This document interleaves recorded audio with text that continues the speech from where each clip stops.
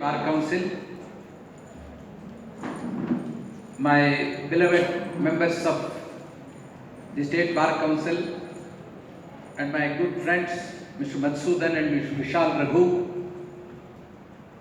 Madam Shanta, the first additional district judge who is present today on behalf of the district judiciary of Hassan,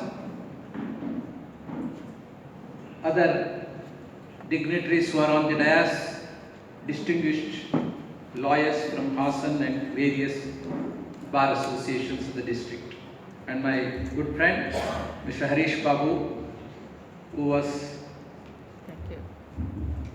who used words of praise lavishly describing me. Friends, I would like to speak both in Kannada and English. You may call it as Kanglish.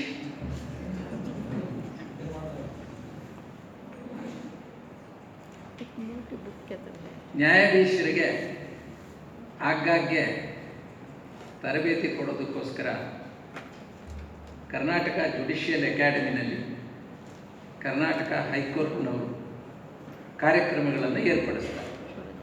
ಅದು refresher courses ಆಗ್ಬೋದು ಅಥವಾ induction course ಆಗ್ಬೋದು. ಯಾರು ಹೊಸದಾಗಿ ನ್ಯಾಯಾಧೀಶರಾಗಿ ನೇಮಕಗೊಳ್ತಾರೆ ಅವ್ರಿಗೆ 1 ವರ್ಷಗಳ ಅವಧಿ, civil ಜಡ್ಜ್ಗೆ 1 ವರ್ಷಗಳ ಸತತವಾಗಿ ಅವರಿಗೆ ತರಬೇತಿ. ನೇರವಾಗಿ ಜಿಲ್ಲಾ ನ್ಯಾಯಾಧೀಶರಾಗಿ ನೇಮಕೊಂಡವರಿಗೆ ಮೊದಲು 3 ತಿಂಗಳು ಅಥವಾ 4 ತಿಂಗಳು ಮಾಡಿ ಕನಿಷ್ಠ ಮಾಡ್ತಾರೆ. ಮತ್ತು ಆಗಾಗ್ಗೆ ಹೊಸ ಹೊಸ ವಿಷಯಗಳ ಬಗ್ಗೆ ಮತ್ತು ನಮ್ಮ ಬ್ರೈನನ್ನು ಚಿಸಲ್ ಮಾಡೋ ದೃಷ್ಟಿಯಿಂದ ನಡೀತಲೇ ಇರ್ತದೆ. ಆದರೆ ನ್ಯಾಯವಾದಿಗಳಿಗೆ ಕಡಿಮೆ ಆಗೋದಿಲ್ಲ ಅಂತ ಏನು ಹೇಳೋದಿಲ್ಲ. ನಮ್ಮ ಯುವ ಮಿತ್ರರಾದಂಥ ಮಧುಸೂದನ್ ಮತ್ತು ವಿಶಾಲ್ ರಘು ಅವರು ಓಡಾಡೋ ಶಕ್ತಿ ಇದೆ, ಒಳ್ಳೆ ಕೆಲಸ ಮಾಡಬೇಕು ಅನ್ನೋ ಉತ್ಸಾಹ ಇದೆ. ಅಂಥವರು ಇಂಥ ಜವಾಬ್ದಾರಿಗಳನ್ನು ತೆಗೆದುಕೊಳ್ತಾ ಇದ್ದಾರೆ ಅಂತ ವಿಷಯ ತಿಳಿದು ಬಹಳ ಸಂತೋಷ ಆಯಿತು. ಆದರೂ ರಾಜ್ಯ ಮಟ್ಟದಲ್ಲೆಲ್ಲ ನಿಗದಿಯಾಗಿ ಮಾಡಬೇಕು ಅಂದರೆ ಕಷ್ಟ ಆಗುತ್ತೆ. ಯಾಕೆಂದರೆ ಅವರು ಬೇಸಿಕಲಿ ಪ್ರಾಕ್ಟೀಸಿಂಗ್ ಅಡ್ವೊಕೇಟ್ಸು. ಅವ್ರ ಸಮಯನ ಎಷ್ಟು ಸಮಯ ಬಿಡುಗಡೆ ಇದಕ್ಕೋಸ್ಕರ ಮಾಡ್ಬೋದು, ಕಷ್ಟ. ಆದರೂ ಹೆಚ್ಚು ಸಮಯವನ್ನು ಇದಕ್ಕೆ ಕೊಡ್ತಾ ಇದ್ದಾರೆ ಅಂತ ವಿಷಯ ತಿಳಿದು ಭಾಳ ಸಂತೋಷ ಆಯಿತು. ಈಗ ಅವ್ರನ್ನ ಇಂಟ್ರಡ್ಯೂಸ್ ಮಾಡಿಕೊಡ್ತಾ ನಮ್ಮ ಮಂಜುನಾಥ್ ಮೂರ್ತಿ ಅವರು ಹೇಳಿದ್ರು, ವಿಶಾಲ್ ರಘು ಅವರಾಗ್ಬೋದು, ಮಧುಸೂದನ್ ಅವರಾಗ್ಬೋದು, ಅವರು ಹಾಸನ ಜಿಲ್ಲೆಯವರು ಆಗದೆ ಹೋದ್ರೂ ಕೂಡ ಅವ್ರು ನಮ್ಮ ಹಾಸನದವರೇ ಆಗಿದ್ದಾರೆ ಅಂತ ಹೇಳಿದ್ರು. ಅದು ವಸ್ತುಶಃ ನಿಜವಾದಂಥ ಮಾತು. ಹಾಸನದಿಂದ ಯಾರು ಆಯ್ಕೆ ಆಗಿಲ್ಲ ಅನ್ನೋ ಕೊರಗೇ ಇಲ್ಲ. ಯಾಕೆಂದರೆ ನಿವೃತ್ತ ನ್ಯಾಯಮೂರ್ತಿಗಳಾಗಿದ್ದಂಥ ಕೀರ್ತಿಶೇಷರಾದಂಥ ನ್ಯಾಯಮೂರ್ತಿ ಮಂಜುನಾಥ್ ಸಾಹೇಬರ ಗರಡಿಲಿ ಪಳಗೆದಂಥವರು ಮಧುಸೂದನ್ ಅವರು. ಅದರಿಂದ ಅವ್ರು ವಿಶಾಲವಾದ ಹೃದಯನೇ ಇರುತ್ತೆ ಅವರಿಗೆ. ಅವ್ರನ್ನ ರೆಪ್ರೆಸೆಂಟ್ ಮಾಡಬೇಕು. ನಾನು ಹೇಳೋದಾದ್ರೆ ಮಧುಸೂದನ್ಗೆ ಅದೊಂದು ಜವಾಬ್ದಾರಿ ಇದೆ. ಅವರು ಅದೇ ರೀತಿ ಮಾಡ್ತಾ ಇದ್ರು. ಅವರು ವಕೀಲರ ಕೆಲಸ ಅಂತ ಹೇಳಿದ್ರೆ ಭಾಳ ಆಸಕ್ತಿ ತಗೊಂಡು ಮಾಡ್ತಿದ್ರು. ಹೆಚ್ಚಿಗೆ ಮಾತಾಡ್ತಿರ್ಲಿಲ್ಲ. ಏನಾಗಬೇಕು ಹೇಳ ನೀನು ಅನ್ನೋರವರು. ಅದೆಲ್ಲ ಮಾತೆಲ್ಲ ಹೆಚ್ಚಿಗೆ ನಂಬ್ತಾ ಇರಲಿಲ್ಲ. ಅವ್ರು ಏನಾಗಬೇಕು ಹೇಳು. ಅವರು ಅಡ್ವೊಕೇಟ್ಸ್ ಕ್ಲಾರ್ಕ್ಸ್ ಅಸೋಸಿಯೇಷನ್ ಮಾಡಿ ಅದರಿಂದ ಹೈಕೋರ್ಟ್ನಲ್ಲಿ ಕಾಸ್ಟ್ ಹಾಕಿದ್ದನ್ನೆಲ್ಲ ಅದು ಕೊಟ್ಟು ಎಷ್ಟೋ ಜನ ಬದುಕೋ ರೀತಿ ವ್ಯವಸ್ಥೆ ಮಾಡಿದರು. ಅದರಿಂದ ವಿಶಾಲ್ ರಘು ಅವರಾಗ್ಬೋದು, ಮಧುಸೂದನ್ ಅವರಾಗಿದ್ದಾರೆ. ನೀವು ಉಪಯೋಗಿಸ್ಕೋಬೇಕಾದ ನಿಮ್ಮ ಕರ್ತವ್ಯ ಅಷ್ಟೇ. ಒಂದು ಭಾಳ ಸಂತೋಷದ ವಿಷಯ ಅಂತಂದರೆ, ಹೀಗೆ ಇವತ್ತಿಂದ 8ನೇ ತಾರೀಕುವರೆಗೆ ಇರೋದು, ಇವರು 10ನೇ ತಾರೀಕುವರೆಗೂ ಇರೋದು ಅಂತಂದರೆ 5 ದಿವಸ ಸತತವಾಗಿ ವಕೀಲರು ತಮ್ಮ ಕೆಲಸ ಬಿಟ್ಟು ಈ ತರಬೇತಿಯಲ್ಲಿ ಭಾಗವಹಿಸೋದು ಒಂದು ದೊಡ್ಡ ಕೆಲಸನೇ. ಯಾಕೆಂದರೆ ಅಷ್ಟು ಸುಲಭವಾದ ಕೆಲಸ ಅಲ್ಲ. ನನಗೂ ಗೊತ್ತಿದೆ ಅದು. ನಾನು ಲಾಯರಾಗಿ ಕೆಲಸ ಮಾಡೋದು 12 ವರ್ಷ. ಆದರೂ ಇವೆಲ್ಲ ಭಾಳ ದೊಡ್ಡ ಕೆಲಸ ಮಾಡಿದ್ದಾರೆ. ಇದರಲ್ಲಿ ಕಡೆ ತನಕ ಹೀಗೆ ಭಾಗವಹಿಸಬೇಕು. ಎಷ್ಟೋ ವಿಷಯಗಳು ನಮಗೆ ಗೊತ್ತಿದ್ದೇ ಇರಬಹುದು. ಗೊತ್ತಿದ್ದೇ ಇರೋ ವಿಷಯಗಳನ್ನು ಹೇಳೋ ಸಂದರ್ಭದಲ್ಲಿ ಗೊತ್ತಿಲ್ಲದೇ ಇರೋ ವಿಷಯ ನಮಗೆ ಗೊತ್ತಾಗುತ್ತೆ. ಅದರಿಂದ ತುಂಬ ಅನುಕೂಲ ಆಗುತ್ತೆ. ನಾವು ಎಲ್ಲದನ್ನೂ ನೋಡೋಕೆ ಸಾಧ್ಯವಾಗಿರೋಲ್ಲ. ನೋಡಿರೋರು ನಮ್ಗೆ ಅದನ್ನು ಹೇಳಿದಾಗ ಸಲೀಸಾಗಿ ತಲೆ ಒಳಗೆ ಹೋಗುವಂಥ ಅವಕಾಶ ಆಗುತ್ತೆ. ಆ ದೃಷ್ಟಿಯಿಂದ ಈ ಕಾನೂನು ಶಿಬಿರವನ್ನು ಮಾಡಿದ್ದಾರಲ್ಲ, ಒಂದು ಕಾರ್ಯಾಗಾರ ಅದು ಭಾಳ ಮುಖ್ಯ. ನೋಡಿ, ಇದಕ್ಕೆ ಏನು ಹೇಳ್ತಾರೆ ಅಂತ ಹೇಳಿದ್ರೆ ವರ್ಕ್ಶಾಪು ಮತ್ತು ಇನ್ನೊಂದು ಸೆಮಿನಾರ್ ಅಂತ ಹೇಳ್ತಾರೆ. ಸೆಮಿನಾರ್ ಅಂದರೆ ಯಾವುದಾದ್ರು ವಿಷಯಗಳ ಬಗ್ಗೆ ಒಂದು ಹೊಸದಾಗಿ ಆ ವಿಷಯನ ನಾವು ಜಾರಿಗೆ ತರಬೇಕು, ಒಂದು ಹೊಸದಾಗಿ ವಿಷಯನ ತರಬೇಕು ಒಂದು ಅಂದಾಗ ಅದಾಗ್ತದೆ. ಕಾನೂನು ಕಾರ್ಯಾಗಾರ ಅಂದರೆ ಈಗಾಗಲೇ ಜಾರಿಯಲ್ಲಿರೋದನ್ನು ಇನ್ನೂ ಹೆಚ್ಚಾಗಿ ಪ್ರಚಲಿತವಾಗಿ ಪ್ರಖರವಾಗಿ ಅದನ್ನು ಜಾರಿಗೆ ತರೋ ದೃಷ್ಟಿಯಿಂದ ವರ್ಕ್ಶಾಪ್ಗಳು ಮಾಡೋದು. ಈಗ ಗೊತ್ತಿರೋ ವಿಷಯಗಳೆಲ್ಲ ಎವಿಡೆನ್ಸ್ ಆಕ್ಟ್ ಇರ್ಬೋದು, ಸಿವಿಲ್ ಪ್ರೊಸೀಜರ್ ಕೋಡ್ ಇರ್ಬೋದು, ನೆಗೋಷಿಯಬಲ್ ಇನ್ಸ್ಟ್ರೂಮೆಂಟ್ಸ್ ಆಕ್ಟ್ ಇರ್ಬೋದು, ಕ್ರಿಮಿನಲ್ ಪ್ರೊಸೀಜರ್ ಕೋಡ್ ಇರ್ಬೋದು. ಇದೆಲ್ಲ ನಿಮಗೆ ಗೊತ್ತಿರೋದೇ, ಓದಿದ್ದೀರಾ, ಲಾಯರ್ ಆಗಿ ತಿಳ್ಕೊಂಡಿದ್ದೀರಾ, ನೀವು ಕಾನೂನು ವಿದ್ಯಾರ್ಥಿಗಳಾಗಿ ತಿಳ್ಕೊಂಡಿದ್ದೀರಾ, ಲಾಯರಾಗಿ ಅದನ್ನು ಎಷ್ಟೋ ಮೊಕದ್ದಮೆಗಳಲ್ಲಿ ಅನ್ವಯಿಸಿದ್ದೀರ. ಆದರೂ ಎಲ್ಲವನ್ನೂ ನೋಡೋಕೆ ಸಾಧ್ಯವಾಗಿರೋದಿಲ್ಲ. ಇಂಥ ಒಂದು ಸಂದರ್ಭದಲ್ಲಿ ಒಳ್ಳೆ ನುರಿತಂಥ ವಕೀಲರು ಅವರು ತಮ್ಮ ಅನುಭವವನ್ನು ಹೇಳ್ತಾರೆ. ಇಲ್ಲಿ ಹೇಳೋ ರೀತಿ ಅಂದರೆ ಇಲ್ಲಿ ಕ್ಲಾಸ್ನಾಗ ಹೇಳೋದಿಲ್ಲ, ಅನುಭವದ ಆಧಾರದ ಮೇಲೆ ಹೇಳಬೇಕು. ನಾನು ಇವತ್ತಿನ ಕಾರ್ಯಾಗಾರನ ಎರಡು ಬಹಳ ಉತ್ತಮವಾದ ಒಂದು ನಿದರ್ಶನಗಳನ್ನು ಕೊಟ್ಟು ಹೇಳಬೇಕು ಅಂತ ಇದ್ರೆ ಲಾಯರ್ಗಳಿಗೆ ಬಹಳ ಮುಖ್ಯವಾದಂಥದ್ದು. ಒಂದು ಉಡುಪಿ ಜಿಲ್ಲಾ ನ್ಯಾಯಾಧೀಶನಾಗಿದ್ದಾಗ, ಇನ್ನೊಂದು ಮಂಡ್ಯ ಜಿಲ್ಲಾ ನ್ಯಾಯಾಧೀಶನಾಗಿ ನಡೆದಂಥ. ಇದು ನಿಮ್ಮ ಈ ಕಾರ್ಯಾಗಾರಕ್ಕೆ ಬಹಳ ಮುಖ್ಯವಾದದ್ದು ಅಂತ ನಾನು ಹೇಳ್ತೇನೆ. ನಾನು ಉಡುಪಿಯಲ್ಲಿ ಸೆಷನ್ಸ್ ಜಡ್ಜ್ ಆಗಿದ್ದೆ. ಒಬ್ಬನ ಮೇಲೆ ಒಂದು ಆರೋಪ, ಒಂದು 35-38 ವರ್ಷ, ಒಂದು ನಿಮ್ನ ವರ್ಗದ ಒಬ್ಬ ಯುವಕ, ಕಟ್ಟುಮಸ್ತಾದ ಯುವಕ. ಅವನು ಏನಪ್ಪ ಅಂತಂದರೆ ತಂದೆ ಜೊತೆ ಮಾತಾಡ್ತಾ ಸಿಟ್ಟಿನಿಂದ ತೆಗೆದು ಮರದ ಪಟ್ಟಿಯಲ್ಲಿ ಅವನ ತಲೆ ಹೊಡೆದ್ಬಿಟ್ಟು ಅವನ ಕೆಳಗಡೆ ಬಿದ್ದೋದ, ಸತ್ತು ಹೋದ.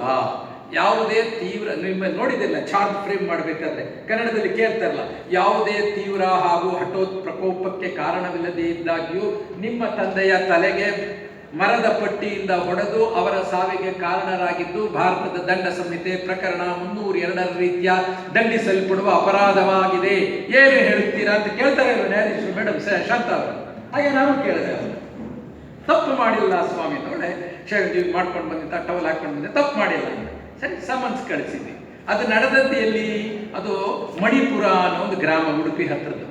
ಆ ಮಣಿಪುರ ಅನ್ನೋ ಗ್ರಾಮ, ಅಲ್ಲಿ ನಡೆದಂಥದ್ದು. ಇದನ್ನು ನೋಡಿದವ್ರು ಯಾರು? ತಾಯಿ, ಆತನ ತಾಯಿ ಅಂದರೆ ಮೃತನ ಪತ್ನಿ. ಅದು ಆದ ತಕ್ಷಣ ಕೂಗಿದಾಗ ಅದನ್ನು ಬಂದವರು ಅಲ್ಲಿಗೆ ಪಕ್ಕದ ಮನೆಯವರು, ಚಿಕ್ಕಪ್ಪನ ಮಗ, ಇನ್ನಿಬ್ರು. ಅಂದ್ರೆ ನಿಜವಾಗಿ ನೋಡಿದವ್ರು ತಾಯಿ, ಐ ವಿಟ್ನೆಸ್. ಇನ್ನು ನೋಡಿದವ್ರ ತಕ್ಷಣ ಅಲ್ಲಿಗೆ ಬಂದರು, ನೋಡಿದ್ರು, ಸತ್ತೋಗಿದ್ದ. ಸರಿ, ಆಮೇಲೆ ಅಲ್ಲಿ ಇನ್ಕ್ವೆಸ್ಟ್ ಆಯ್ತು, ಚಾರ್ಜ್ ಶೀಟ್ ಆಯ್ತು, ಚಾರ್ಜ್ ಫ್ರೇಮ್ ಮಾಡಿದೆ. ನಾವಿಲ್ಲಿ ಕೂತಿರ್ತೀವಿ ಗೊತ್ತಲ್ಲ, ಜಡ್ಜಿಗಳು 2.5 ಅಡಿ ಎತ್ತರದಲ್ಲಿ ಕೂತಿರೋ ಜಾಗ, 15-20 ಅಡಿ ದೂರದಲ್ಲಿ ಅವನು ವಿಟ್ನೆಸ್, ಇದು ಅಕ್ಯೂಸ್ ಡಾಕ್ಟರ್ ತಪ್ಪು ಮಾಡಿದ್ರೆ ಸಮನ್ಸ್ ಕಳಿಸಿದ್ರು. ಯಾರು ಹೋಗುತ್ತೆ summons? CW1 is mother, she is the eye witness. ನೀವು ಚಾರ್ಜ್ ಶೀಟಲ್ಲಿ ನೋಡಿದ್ದೀರಾ, ಸಾಮಾನ್ಯವಾಗಿ ಎಲ್ಲಿ ಮರ್ಡರ್ ಕೇಸ್ ಆಗುತ್ತೆ, ಎಲ್ಲಿ ಐ ವಿಟ್ನೆಸ್ ಇರ್ತಾರೆ, ಸಾಮಾನ್ಯವಾಗಿ ಫಸ್ಟ್ ಅವ್ರನ್ನ ಸೈಟ್ ಮಾಡ್ತಾರೆ, ಹೌದಾ? ಅವ್ರನ್ನ ವಿಚಾರಣೆ ಮಾಡ್ತಾರೆ. ಸಪೋಸ್ ನೀವು ಚಾರ್ಜ್ ಶೀಟಲ್ಲಿ CW1 ಐ ವಿಟ್ನೆಸ್ನ ಸೈಟ್ ಮಾಡಿದ್ದಾರೆ, ಐ ವಿಟ್ನೆಸ್ ಎಕ್ಸಾಮಿನ್ ಮಾಡ್ತೀನಿ ಅಂತ ಪ್ರಾಸಿಕ್ಯೂಟರ್ ಏನಾದ್ರು ಕೇಳಿದ್ರೆ ನೀವು ತಕರಾರು ಎತ್ತಬಹುದು. ಸ್ವಾಮಿ ಇಲ್ಲ, ಅವ್ರನ್ನ ಮಾಡಬೇಡಿ, ಮೊದಲು ಡಾಕ್ಟರ್ನ ಮಾಡಿ ಅಂತ ಬೇಕಾದ್ರೂ ಕೇಳ್ಬೋದು.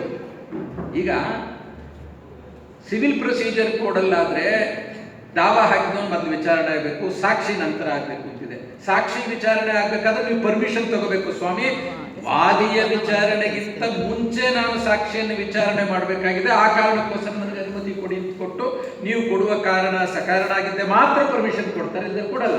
ಅಂದ್ರೆ ಕ್ರಿಮಿನಲ್ ಪ್ರೊಸೀಜರ್ ಕೊಡಲಿಲ್ಲ. How to examine the witnesses ಅಂತ ಪ್ರಯಾರಿಟಿ ಆಫ್ ಎಕ್ಸಾಮಿನೇಷನ್ ಇಲ್ಲ. ಸೆಕ್ಷನ್ 135 ಆಫ್ CRPC ನಲ್ಲಿ ಡಿಸೈಡ್ ಮಾಡಬೇಕು. ಸಾಮಾನ್ಯವಾಗಿ ಜಡ್ಜಿಗಳು ಹೇಳ್ತಾರೆ, ನೀವು ತಕರಾರು ಮಾಡಲ್ಲ, ಹೊರಟೋಗುತ್ತೆ ಸಮನ್ಸ್.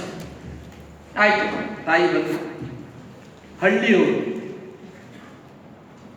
ರಸ್ಟಿಕ್ ವಿಲೇಜರು, ಹೆಚ್ಚಿಗೆ ವಿದ್ಯಾಭ್ಯಾಸ ಇಲ್ಲ, ಮನೆಯಲ್ಲೇ ಗಂಡನ್ನು ನೋಡಿಕೊಂಡು ಮಕ್ಕಳನ್ನು ನೋಡಿಕೊಂಡು ಜೀವನ ವ್ಯವಸಾಯ ಮಾಡಿಕೊಂಡು ಬದುಕಿದಂಥ ಒಂದು ಗೃಹಿಣಿ.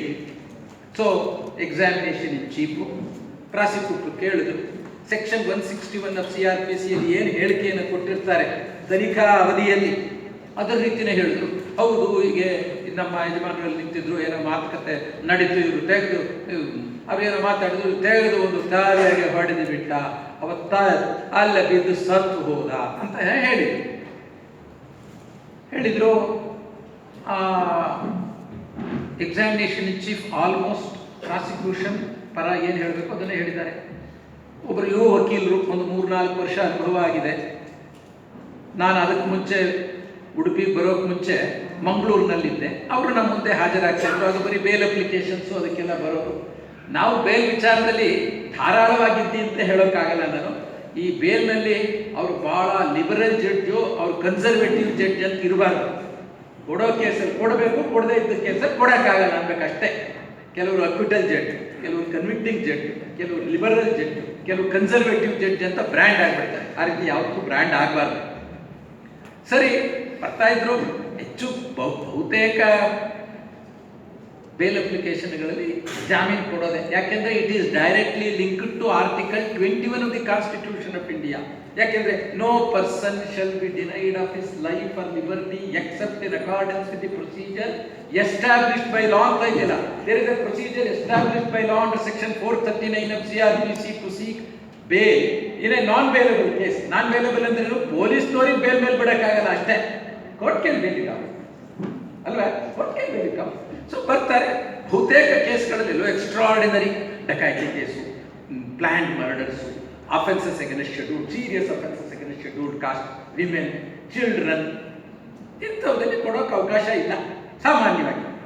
ಬೇರೆ ಕೇಸ್ಗಳಲ್ಲಿ ಕೊಡ್ಬೋದು, ತನಿಖೆ ಮುಗಿದು ಆಗಿದೆ, ಆಮೇಲೆ ಹಿಂದೆ ಯಾವುದೂ ಏನಿಲ್ಲ ಅಂತಂದ್ರೆ ಸರಿ. ಇವರು ಹೇಳಿದರು, ಕ್ರಾಸ್ ಎಕ್ಸಾಮಿನೇಷನ್ನು ಯುವಕ ಮಾಡ್ತಾ ಇದ್ದಾರೆ. ಏನು he was not able to elicit anything from her to support the case of the accused. ಮಾತಾಡ್ತಾ ಇದ್ದಾರೆ. ಆ ಸಾಕ್ಷಿ ಹೇಳುವಾಗ ಎವಿಡೆನ್ಸ್ ಇನ್ ಚೀಫ್ ಅಲ್ಲಿ ಒಂದು ಮಾತು ಹೇಳಿದ್ರು. ಆಕೆ ಇವ ಅದು ಸೌತ್ ಕೇಂದ್ರ ಭಾಷೆ, ಇವ ಅವರಲ್ಲಿ ಬಿದ್ದು ಹೋದ್ರು. ಇವ ಹೋಗಿ ಅಲ್ಲಿ ಕುದಿತಿದ್ದ ಗಂಜಿ ಉಂಟು, ಆ ಗಂಜಿಯನ್ನು ತಂದು ಅವರು ಹೊಟ್ಟೆಯ ಮೇಲೆ ಹಾಕಿಬಿಟ್ಟ ಅಂತ ಹೇಳಿದ್ರು. ಲೆಕ್ಕ ಹಾಕಿ, ಇದು ಚಾರ್ಜಲ್ಲಿಲ್ಲ, ಚಾರ್ಜ್ ಶೀಟಲ್ಲಿಲ್ಲ, ಆಕೆ ಹೇಳಿದ್ರು. ಅದನ್ನೇನು ಕಾಂಟ್ರಡಿಕ್ಟು ಮಾಡಿರಲಿಲ್ಲ ಎಕ್ಸಾಮಿನೇಷನ್ ಶೀಟಲ್ಲಿ. ಯೋಚನೆ ಮಾಡಿ, ಒಬ್ಬ ಸತ್ತೋಗಿದ್ದಾನೆ, ಹೊಡೆದ ಸತ್ತೋದ. ಸಾಮಾನ್ಯ the usual conduct of an accused after the commission offence is to escape from the scene of occurrence ಅಲ್ವಾ? ಹೋಗ್ಲಿಲ್ಲ ಅವನು. ಅವ್ರು ಹೇಳ್ತಾರೆ ಅವ ಹೋಗಿ ರೂಮಿನಲ್ಲಿ ಮಲಗಿಬಿಟ್ಟ.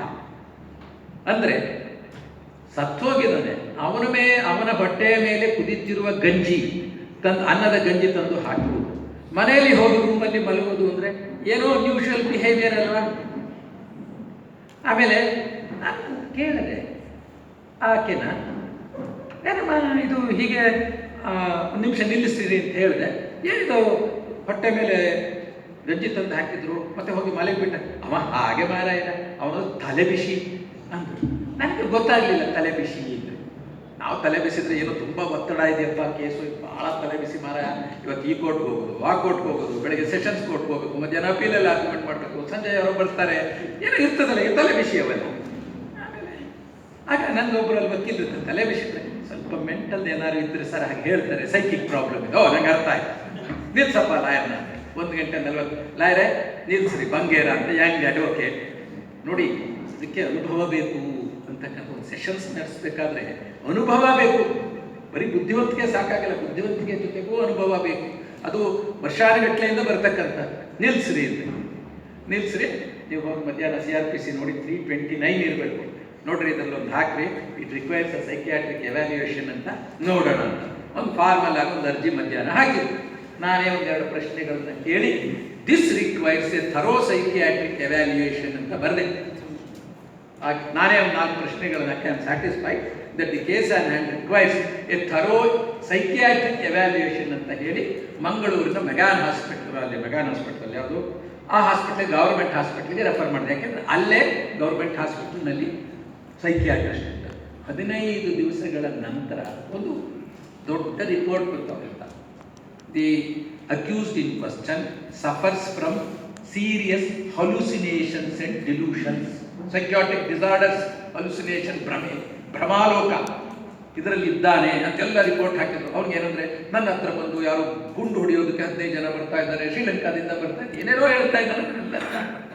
ಅಷ್ಟೇ ಅಲ್ಲ, ಇನ್ನೂ ಒಂದು ಏನು ಹೇಳಿದ್ರು ಅವರು ಬರೆದಿದ್ರು ಅಂದರೆ ಇವ್ರಿಗೆ ಇರ್ತಕ್ಕಂಥ ಸೀರಿಯಸ್ನೆಸ್ ಆಫ್ ಸೈಕಿಯಾಟ್ರಿಕ್ ಡಿಸ್ಟರ್ಬೆನ್ಸಸ್ ನೋಡಿದ್ರೆ ನಿಮಾನ್ಸಲ್ಲೇ ಇದು ಟ್ರೀಟ್ಮೆಂಟ್ ಆಗಬೇಕು ಅಂತ ಬರೋದು. ಅದಂತೆ ನಾನು ನಿಮಾನ್ಸಿಗೆ ಕಳಿಸ್ದೆ. ಅಲ್ಲಿ ಕೇಳಿರ್ಬೇಕು, ಡಾಕ್ಟರ್ CR ಚಂದ್ರಶೇಖರ್ ಅಂತ ನಿವೃತ್ತ ಭಾಳ ಮಂದಿ ಫೈನೆಸ್ಟ್ ಸೈಕಿಯಾಟ್ರಿಸ್ಟ್, ಅವ್ರ ಮಾರ್ಗದರ್ಶನದಲ್ಲೇ 3.5 ತಿಂಗಳು ಅವನಿಗೆ ಟ್ರೀಟ್ಮೆಂಟ್ ಆದಮೇಲೆ he is able to stand, he is fit to stand the trial ಅಂತ ಕಳಿಸಿದ್ರು.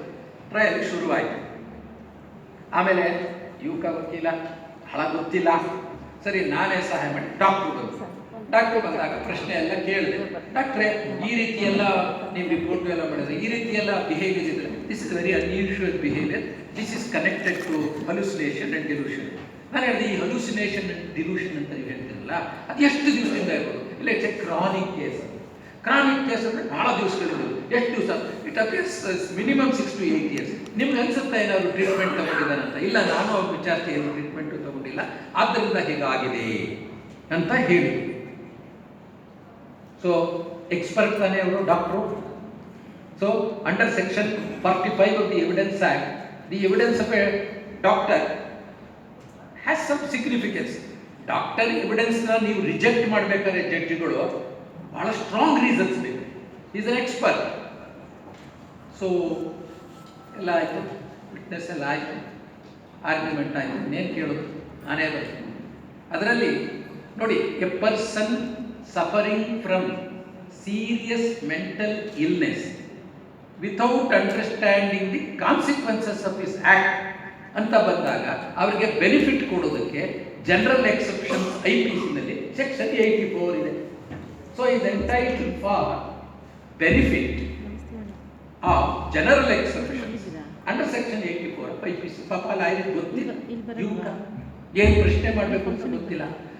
ಅಂದರೆ ಅವತ್ತು ಕೋರ್ಟ್ನಲ್ಲಿ ಇನ್ನೊಂದು ಅನ್ಯೂಶುವಲ್ ಆದಂಥ ಬಿಹೇವಿಯರ್ ಬಹಳ ಮುಖ್ಯವಾಗಿ ನನ್ನ ಮನಸ್ಸಿಗಾದದ್ದು ಏನು ಅಂದರೆ, ಸಾಕ್ಷಿ ವಿಚಾರಣೆ ನಡೀತಾ ಇದೆ. ನೀವು ಆರ್ಡಿನರಿ ಸೆಕ್ಷನ್ 323, 324 ಅಸಾಲ್ಟ್ ಕೇಸಲ್ಲೂ ಕೂಡ ನಮ್ಮ ಮೇಲೆ ಏನು ಹೇಳ್ತಾನೆ ಅಂತ ಅಲ್ಲಿ ಕೂಕಿರೋರು ಕಿವಿನ ಹೀಗೆ ಅಗಲ ಮಾಡ್ಕೊಂಡು ಕೇಳ್ತಾ ಇರ್ತಾರೆ, ಲೋಪ ಸಾಕ್ಷಿ ಏನು ಹೇಳ್ತಾನೆ ಅಂತ ಜಡ್ಜ್ಗಳಿಗೂ ಗೊತ್ತು, ಲಾಯರ್ಗಳಿಗೂ ಗೊತ್ತು.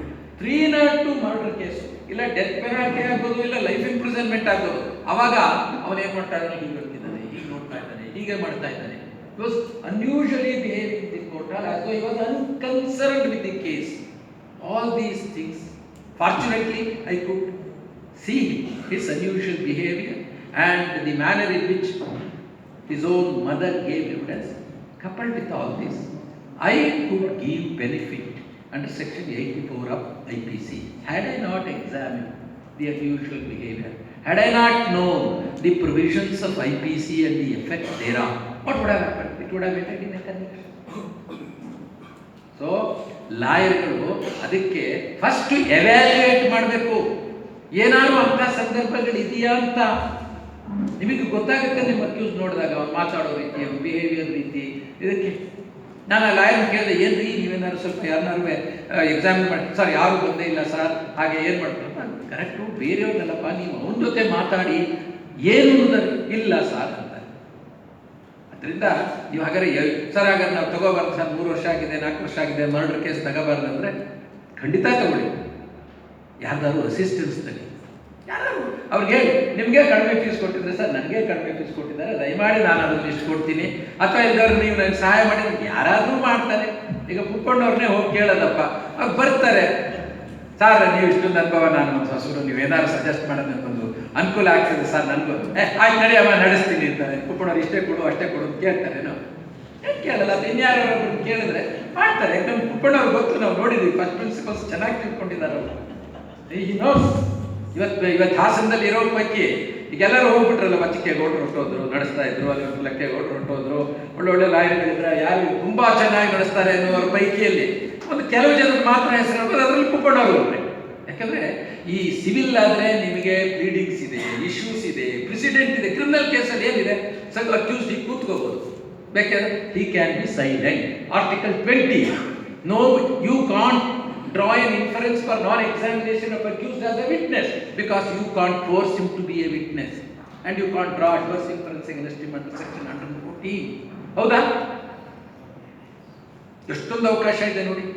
ಸೆಕ್ಷನ್ 313 ನಮ್ಮ CRPC ನಲ್ಲಿ ಏನು ಹೇಳುತ್ತೆ ಅಂತಂದ್ರೆ, ನೀವು ಇನ್ಕ್ರಿಮಿನೇಟಿಂಗ್ ಮೆಟೀರಿಯಲ್ಸ್ ನಮ್ಗೆ ಹಾಕಿ ಪ್ರಶ್ನೆಗಳನ್ನು ಕೇಳ್ತಿರಲ್ಲ, ಕೇಳಿದಾಗ ನಾನು ಏನೇನು ಹೇಳಲ್ಲ ಸ್ವಾಮಿ ಅಂತ ಬೇಕಾದ್ರೆ ನಾನು ಹೇಳಲ್ಲ ಅಂತ ಅನ್ಬೋದು, ಅಥವಾ ಸುಳ್ಳು ಆನ್ಸರ್ನೇ ಕೊಡ್ಬೋದು. ಕೊಟ್ಟರೂ ಕೂಡ ಏನ್ ಹೇಳ್ತಾರೆ ಗೊತ್ತಾ, no adverse inference shall be drawn either in the accused not answering the incriminating questions or keeping quiet or even giving false answers ಅಂತಾರೆ, because it is a constitutional protection given to him. Section 313 ನಲ್ಲಿ ಕೊಟ್ಟಿರ್ತಕ್ಕಂಥ ಏನು accused ಪರವಾಗಿ ಅವರಿಗೆ ಒಂದು provision ಅಲ್ಲಿ ಅವರಿಗೆ benefit ಇದೆ, ಇಟ್ಸ್ ಎ ಕಾನ್ಸ್ಟಿಟ್ಯೂಷನಲ್ ಪ್ರೊಟೆಕ್ಷನ್, ಸಂವಿಧಾನಾತ್ಮಕವಾಗಿ ದೊರಕಿರುವಂತಹ ಒಂದು ಅವಕಾಶ. ಇದಕ್ಕೇನೆ ನಮಗೇನು ನಾವು ಹಾಸನದಲ್ಲಿ CRPC ಬರೀ ಕ್ರಿಮಿನಲ್ ಕೇಸ್ ನಡೆಸ್ತೀವಿ, ಸಿವಿಲ್ ನಡೆಸ್ತೀವಿ, ನಮಗೂ ಕಾನ್ಸ್ಟಿಟ್ಯೂಷನ್ಗೂ ಏನು ಸಂಬಂಧ ಅನ್ನೋದು ಬಹಳ ಜನರಲ್ಲಿದೆ. ನಾವು ಲಾಯರ್ ನಾವು ವಕೀಲ್ ಲಾ ಸ್ಟೂಡೆಂಟ್ ಆಗಿದ್ವಿ, ಓದಿದ್ವಿ, ಮುಗಿದು ಹೋಯ್ತು. ಇಲ್ಲ, ನೀವು ಕಾನ್ಸ್ಟಿಟ್ಯೂಷನ್ ಸ್ವಲ್ಪ ಮಾಹಿತಿ ತಿಳ್ಕೊಳ್ಳೋದಾದ್ರೂ ಒಳ್ಳೆ ಲಾಯರ್ ಆಗಲ್ಲ. ನಾನು ಹೇಳಿದೆ, ನಮ್ಮ ಗುರುಗಳಾಗಿದ್ದಂಥ ನಮ್ಮ ಅಶೋಕ್ ಹಾರ್ನಳ್ಳಿ ಅವರ ತಂದೆ ಕೀರ್ತಿಶೇಷರಾದಂಥ ಹಾರ್ನಳ್ಳಿ ರಾಮಸ್ವಾಮಿಗಳು ಪ್ರಿನ್ಸಿಪಾಲ್ ಆಗಿದ್ರು. ಎಂಥ ಅದ್ಭುತವಾಗಿ ಮಾಡೋರು ಗೊತ್ತಾ. ನಾನು ಹೇಳಿದೆ, ಬೆಂಗಳೂರಿನಲ್ಲೂ ಅಂತ ಅವ್ರ ರೀತಿ ಮಾಡೋಕ್ಕಾಗ್ತಾ ಇಲ್ಲ, ಅಷ್ಟು ಅನುಭವಿ. ಸೊ ಕಾನ್ಸ್ಟಿಟ್ಯೂಷನ್ನು ನಮ್ಗೆ ಬೇಕು. ಸೊ ನೀವೆಲ್ಲ CRPC CPC ಜೊತೆಗೆ PM ಭಕ್ಷಿದೊಂದು ಪುಸ್ತಕ ಇಟ್ಕೋಬೇಕು ನೀವು. ಆ PM ಭಕ್ಷಿ ಚಿಕ್ಕ ಪುಸ್ತಕ, ದಿನ ಕೂತಾಗ ಬರೀ ಅಲ್ಲಿ ಹೋಗಿ ಹರಟೆ ಹೊಡೆಯೋದು, ಅಲ್ಲಿ ಮಾತಾಡೋದು, ಆ ಪಕ್ಷದ ನಿಂತ್ಕೊಂಡ, ಇಲ್ಲಿ ಈ ಊರಲ್ಲಿ ಪಂಚಾಯತಿ ಎಲೆಕ್ಷನ್ ಆಗುತ್ತೆ, ಇವರು ತಾಲೂಕು ಪಂಚಾಯತ್, ನಮಗೆ ಯಾಕೆ ಬೇಕು? ನಾವು ನಿಂತ್ಕೋತೀವ? ಬೇಕಾ ಓಟ್ ಹಾಕಿ, ಯಾರ್ಯಾರು ಓಟ್ ಹಾಕಿ, ನಮ್ದೇನೋ ಇಲ್ಲ. ನಿಮ್ಗೆ ಯಾವ ಅಲೈನ್ಮೆಂಟ್ ಕೋರ್ಟ್ ಕೆಲಸ ಮಾಡಬೇಕು. ಹಿಂದೆ ಎಲ್ಲ ಇದ್ರು. ನೀವು ಹಾರ್ನಳ್ಳಿ ರಾಮಸ್ವಾಮಿ ಅವರು ಸಂಜೆ ಹೊತ್ತು ಅವ್ರ ಆಫೀಸ್ಗೆ ಬರ್ತಾ ಇರಲಿಲ್ಲ. ಬೆಳಿಗ್ಗೆ 7:30 ಸ್ನಾನ ಸಂಧ್ಯಾ ವಂದನೆ ಮಾಡಿ ಕೂತ್ರೆ 11 ಗಂಟೆಗೆ ಊಟ ಮಾಡ್ಕೊಂಡ್ಬಂದು ಕೊಟ್ರೆ 5:30 ತನಕ ಕೇಸ್ ನಡೆಸಿ ಅವ್ರು ಸಂಜೆ ಆಫೀಸ್ಗೆ ಹೋಗ್ತಾ ಇರಲಿಲ್ಲ. ಬಿಸಿ ಪೊಲಿಟಿಷಿಯನ್ ಆಗಿದ್ರು. ಇನ್ನೂ ಕೆಲವರು ಇರ್ಬೋದು, ಇಲ್ಲ ಅಂತ ಹೇಳಲ್ಲ, ಹಾಗಿದ್ರು. ವೃತ್ತಿಯಲ್ಲಿ ಬಹಳ ಒಂದು ಕಮಿಟ್ಮೆಂಟ್ ಬೇಕು, ತುಂಬಾ ಕಮಿಟ್ಮೆಂಟ್ ಬೇಕು. ಇನ್ನೊಂದು, ಈ ಲೀಗಲ್ ವರ್ಕ್ಶಾಪ್ನಲ್ಲಿ ಎಲ್ಲ ವಕೀಲರಿಗೆ ಹೇಳಿದ್ರೆ, ನಮಗೆ ಆರೋಗ್ಯ ಚೆನ್ನಾಗಿರ್ಬೇಕು, ದೈಹಿಕವಾಗಿ ಮಾನಸಿಕವಾಗಿ ಆರೋಗ್ಯ ಚೆನ್ನಾಗಿರ್ಬೇಕು. 4 ದಿವಸ ನೀವು ಕೋರ್ಟ್ಗೆ ಬರೋಕ್ಕಾಗಲಿಲ್ಲ ಅಂದ್ರೆ ಯಾರು ಬರ್ತಾರೆ? ಇನ್ನೊಬ್ಬ ಲಾಯರ್ ಕೇಳಿದ್ರೆ, ಹುಷಾರಿಲ್ಲ ಕಣಯ್ಯ, ಒಂದು ವಾರ ಆಯ್ತು ಒಂದು ಬರೋಕ್ಕೆ, ಇನ್ನೂ 2 ತಿಂಗಳಾಯ್ತು ಬಿಡು, ಏನಿದೆ ತಕಬ ಆಗ್ತಾನೆ. ಹೌದಾ? ನೋಡ್ತಾ ಉಂಟ. ಆರೋಗ್ಯ ಚೆನ್ನಾಗಿಟ್ಕೋಬೇಕು, ತುಂಬಾ ಚೆನ್ನಾಗಿ ಆರೋಗ್ಯ ಇಟ್ಕೋಬೇಕು. ನಿಮ್ಗೇನು ಯಾರು ಬರಲಿಲ್ಲ ಅಂದ್ರೆ ನಿಮ್ಮ ಅಕೌಂಟ್ಗೆ ದುಡ್ಡು ಬಿಡಲ್ಲ. ಏನೋ ನೋಡಿ, ನಾವು ಯಾವ ಭಾರಿ ದೊಡ್ಡ ಕೆಲಸ ಮಾಡ್ತೀವಿ ಅಂತ ಗೊತ್ತಿಲ್ಲ, 27ನೇ ತಾರೀಕೆ ನಮ್ಮ ಪೆನ್ಷನ್ ಬಂದು ಹೋಗಿರ್ತದೆ. ಸಮಾಜ ನಮ್ಮನ್ನ, ಜಡ್ಜ್ಗಳನ್ನ ಎಷ್ಟು ಚೆನ್ನಾಗಿ ನೋಡ್ಕೊಳ್ಳುತ್ತೆ. ನಮ್ಗನ್ಸುತ್ತೆ, ಅವ್ರು ಕರೆದಾಗ ನನಗೆ ಕೆಲಸ ಇತ್ತು, ಆರ್ಬಿಟ್ರೇಷನ್ ಕೆಲಸ ಇತ್ತು, ಆದ್ರೂ ಅಪ್ಪ ನಮ್ಮ ಬಾರು ನಾನು ಅಲ್ಲೇ ಮಾಡಿದಂತ ಮಂಜುನಾಥ್ ಕೊಡ್ತೀನಿ. ಅಪ್ಪ ಫೋನ್ ಮಾಡ್ತಾರೆ, ಸರ್ ಬರ್ತೀನಿ ಕರೆಯೋಕೆಂದ್ರೆ, ಏನು ಬೇಡ ನಾನು ಬರ್ತೀನಿ ಬಿಡ್ರಿ ಅಂತ ಹೇಳಿ ಅವ್ರಿಗೆ ಏನು ಹೇಳಿಲ್ಲ. ನಾನು ನೋಡಿ ಹೇಳ್ತೀನಿ ಸಂಜೆ. 2 ಇಂಪಾರ್ಟೆಂಟ್ ಕೇಸ್ ಇತ್ತು. ಒಬ್ರು ಯಾರೋ ಡೆಲ್ಲಿಯಿಂದ ಒಬ್ರು ಬರ್ತೀನಿ ಅಂತಿದ್ರು ಆರ್ಬಿಟ್ರೇಷನ್ ಕೇಸಲ್ಲಿ. ನಾನು ಅವ್ರಿಗೆ ಫೋನ್ ಮಾಡಿಸ್ಬಿಟ್ಟು ಯಾಕಂದ್ರೆ ನಮ್ದು ಒಂದು ಜವಾಬ್ದಾರಿ ಇದೆ, ನಾವು ಇಲ್ಲೇ ಬೆಳೆದವರಲ್ವೇನಪ್ಪ, ಬರ್ತೀವಿ ಹೋಗಿ ಅಂತ. ಆರೋಗ್ಯ ಚೆನ್ನಾಗಿರ್ಬೇಕು, ಇದ್ರ ಕಡೆ ಭಾಳ ಕೊಡಬೇಕು. ಉತ್ತಮವಾದ ಆಹಾರಗಳನ್ನು ಸೇವಿಸಬೇಕು. ಬೇರೆ ಬೇರೆ ವಯಸ್ಸಸ್ ಎಲ್ಲ ಕಡಿಮೆ ಮಾಡ್ಕೋಬೇಕು. ನಾವು ಮಾಡಬೇಡಿ ಅಂತ ನಾನು ಹೇಳೋದಿಲ್ಲ, ಕಡಿಮೆ ಮಾಡ್ಕೋಬೇಕು. ಅದನ್ನೊಂದು ನಿಯಂತ್ರಣದಲ್ಲಿ ಇಟ್ಟಿರ್ಬೇಕು. ಈಗ ನಮ್ಮ ವಿಶಾಲ್ ರಘು ಅವರು ಬೇಜಾರು ಮಾಡ್ಕೋಬಾರ್ದು. ಮಂಡ್ಯದಲ್ಲಿದ್ದಾಗ ಮದುವೆಗೆ ಹೋಗಲ್ಲ, ಕರ್ನಾಟಕ ಅಂದ್ರೆ ಓಡಿಬಿಡ್ತಾರೆ, ಬರೋದೇ ಇಲ್ಲ ಮಧ್ಯಾಹ್ನ. ಇದೇನು ಸ್ವಾಮಿ ಅಂದ್ರೆ, ಇಲ್ಲ ಸ್ವಾಮಿ ಎಲ್ಲ ವೆಹಿಕಲ್ ಮಾಡ್ಕೊಂಡು ಒಟ್ಟಿಗೆ ಹೋಗಿದ್ದೀವಿ.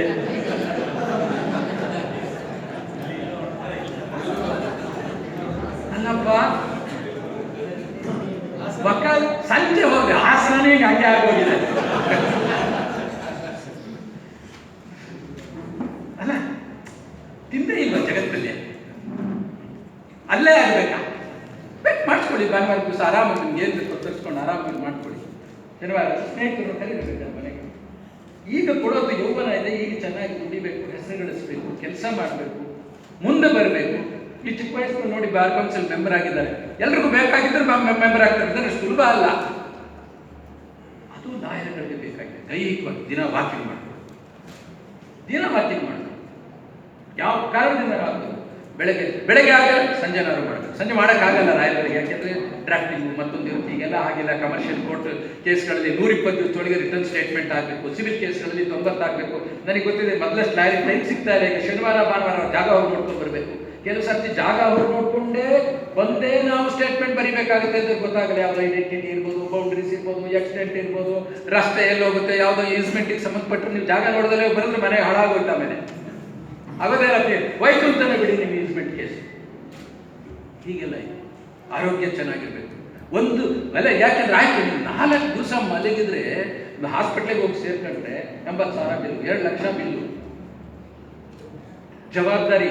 ನಾವು ಹೇಗಿರ್ತೀವಿ, ಮಕ್ಕಳು ಬೆಳೀತಾ ಇರ್ತಾರೆ, ಅವ್ರು ಓದಬೇಕಾಗುತ್ತೆ, ಮುಂದೆ ಕಳಿಸ್ಬೇಕಾಗುತ್ತೆ. ಲಾಯರ್ಗಳಿಗೆ ತುಂಬ ಸಂಖ್ಯೆ ಜಾಸ್ತಿ ಆಗ್ತಾ ಇದೆ. ಆ ಸಂಖ್ಯೆಗೆ ಜಾಸ್ತಿ ಆದಷ್ಟು ಏನು ವಿವಾದಗಳೇನು ಬೆಳೀತಾ ಇದೆ. ಇದು ಬಹಳ ಮುಖ್ಯವಾದಂಥ ಆಮೇಲೆ ನಮ್ಗೆ ಏನು ಕೆಲಸ? ಅಲ್ಲಿ ಹೋಗಿ ಕಾಫಿ ಕುಡಿಯೋದು. ಒಂದು ಸರ್ತಿ ಕುಡೀರಿ, ಲಾಯರ್ ಕಾಫಿ ಬೇಕಿಲ್ಲ ಅನ್ನಲ್ಲ. ಬೆಳಗ್ಗೆ ಒಂದು ಸರ್ತಿ, ಸಂಜೆ ಒಂದು ಸರ್ತಿ, ಮಧ್ಯದಲ್ಲಿ ಬಿಡುವಾದಾಗ ಒಂದು ಸರ್ತಿ. ಎಲ್ಲಿರಬೇಕು ಲಾಯರ್ಗಳು? ಲೈಬ್ರರಿಯಲ್ಲಿ. ನಮ್ಮ ಜಾಗ ಲೈಬ್ರರಿ. ಬಹಳ ಸಂತೋಷದ ಮಾತು. ನಮ್ಮ ಮಂಜುನಾಥ ಮೂರ್ತಿಯವರು ಹೇಳಿದ್ರಿಲ್ಲ ಸರ್, ನಾವು ಸ್ವಲ್ಪ ಎಲ್ಲ ಅಪ್ಡೇಟ್ ಮಾಡಿದ್ವಿ, ಒಂದು 15-20 ಜನ ಕೂತ್ಕೋತಾ ಇರ್ತೀನಿ. ನಂಗೆ ತುಂಬ ಸಂತೋಷ ಆಗಿದೆ. I am very happy that at least 20 ಜನ ಕೂತ್ರು ಅಂತ ಹೇಳಿದ್ರೆ 20 ಜನ ಮುಂದೆ ಒಳ್ಳೆ ಜಡ್ಜ್ ಆಗ್ತಾರೆ, ಒಳ್ಳೆ ಲಾಯರ್ ಆಗ್ತಾರೆ. ನಮ್ಗೆ ಯಾವುದಪ್ಪ?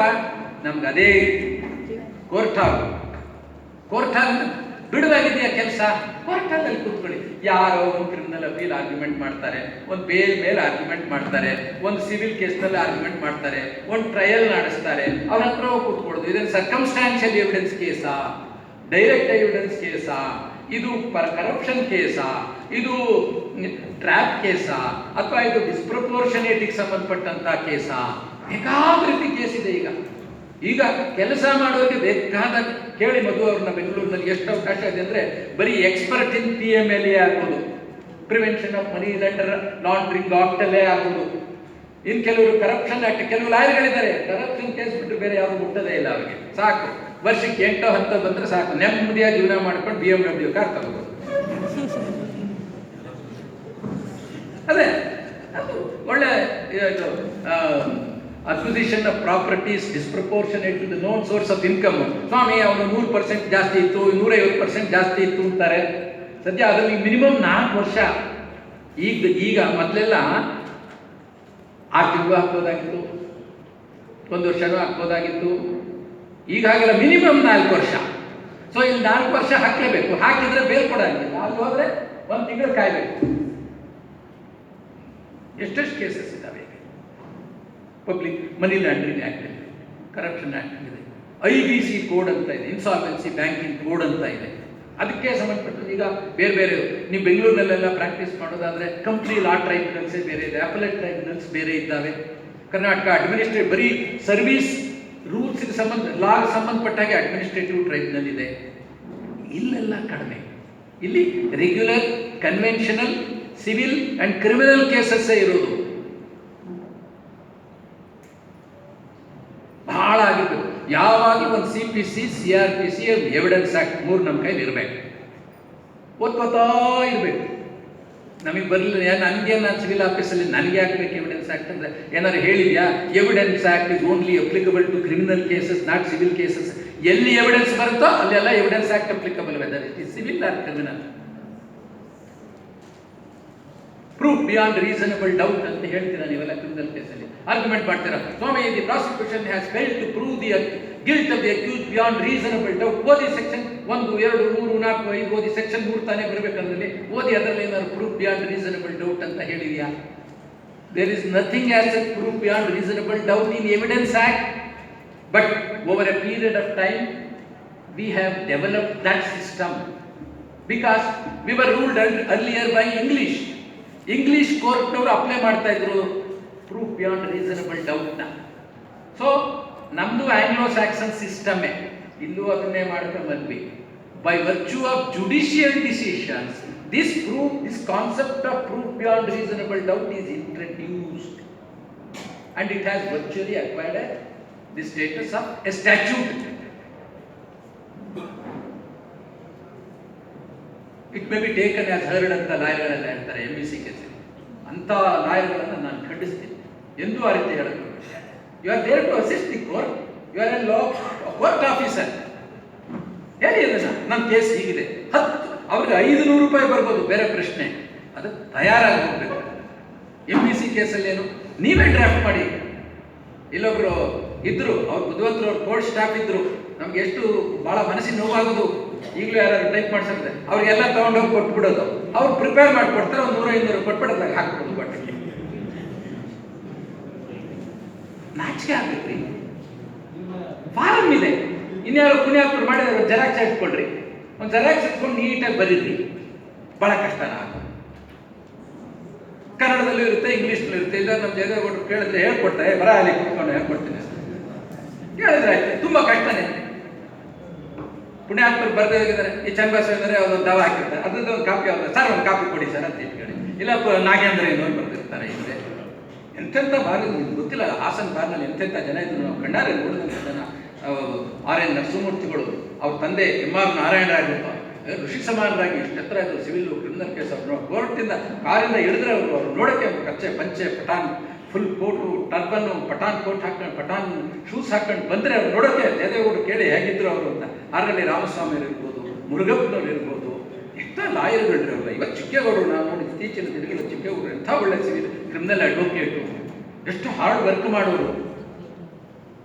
ಇಲ್ಲಿ ಒಂದು ಲೆಗೆಸಿ ಇದ್ದಂಥದ್ದು. ನಮ್ಮ ಸೀನಿಯರ್ಸ್ ತಾಂಡವೇಶ್ವರ್ ಕೂಡ ಪ್ರತಿ ಗುರುವಾರ ಇಲ್ಲಿಗೆ ಬರೋರು ಕೇಸ್ಗಳನ್ನು ನಡೆಸೋಕೆ. ಎಷ್ಟು ಜನ ಲಾಯರ್ಗಳೆಲ್ಲ ಯಂಗ್ಸ್ಟರ್ಸ್ ಎಲ್ಲ ಅವ್ರು ಸುತ್ತ ಹಾಕ್ಕೊಂಡು ಅದು ಇದು ಮಾತಾಡ್ಕೊಂಡು ಅವ್ರು ಕರ್ಕೊಂಡು ಹೋಗಿ ಒಟ್ಟಿಗೆ ಖಾಲಿ ದೋಸೆ ತಿನ್ಕೊಂಡು ಹೋಗೋರು. ಆ ರೀತಿಯ ಒಂದು ಸಂಭ್ರಮದ ವಾತಾವರಣ ಶುರುವಾಗಬೇಕು ನಮ್ಮ ಬಾರ್ನಲ್ಲಿ. ಆಗಲೇ ಬೆಳೆಯೋತಕ್ಕಂಥದ್ದು ಬಾರ್. ನಾನೇನು ಸಣ್ಣ ನೀವಾಗಲೂ ಇಲ್ಲಿ ಡಿಸ್ಟ್ರಿಕ್ಟ್ ಕೋರ್ಟಲ್ಲಿ ಮಾಡ್ತಿದ್ರೆ ನಾವು ಮಾಡ್ತಾ ಇದ್ದದೇ ಆರ್ಕಲ್ ಕೊಡಲ್ಲ. ಪುರುಪಕ್ಕೆ ಆತ್ಮಕ್ಕೆ ಬರುವೆ ಬೇಲ್ ಅಪ್ಲಿಕೇಶನ್ಸೋ ಯಾವುದೋ ಕ್ರಿಮಿನಲ್ ಅಪೀಲೋ ಒಂದು ಕ್ರಿಮಿನಲ್ ರಿವಿಷನ್ ಇದ್ದಾಗ ಬುಧವಾರ ದಿವಸ ಮಧ್ಯಾಹ್ನ ಬರುವೆ, ಯಾರು ಹೇಳಿರುವೆ ಮಧ್ಯಾಹ್ನ ಹಿಡಿಸಿರೋರು, ಒಳ್ಳೊಳ್ಳೆ ಜಡ್ಜ್ಗಳಿದ್ರು, ಟೈಮ್ ಕೊಡೋರು, ಏನಾದ್ರು ಮಾತು ಹೇಳ್ತಿದ್ವಿ.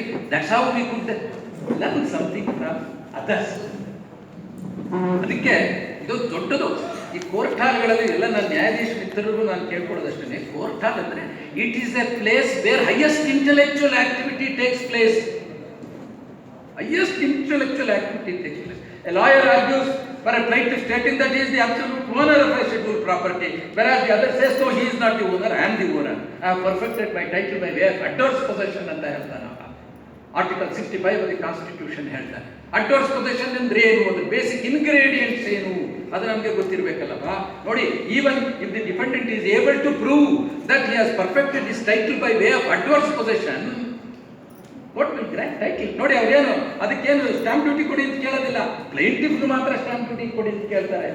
ಸೊ ಅಲ್ಲಿ ಅವಾಗ ಹೇಳಬೇಕು, ಸ್ವಾಮಿ ಇದು ಟೈಟಲ್ ಅವರಿಗೆ ಡಿಕ್ಲೇರ್ ಆದರೆ ಇದು you will be declaring the title in favor of the defendant though he has not paid any court fee. ಅದರ ಬಗ್ಗೆ ಒಂದು ಆರ್ಡರ್ ಮಾಡಿ ಅಂತ ಹೇಳಿ ಏನಾಗುತ್ತೆ ನೋಡೋಣ. ಹೊಸದಾಗಿ ಒಂದು ಲಾ ಡೆವಲಪ್ ಆಗ್ತದೆ.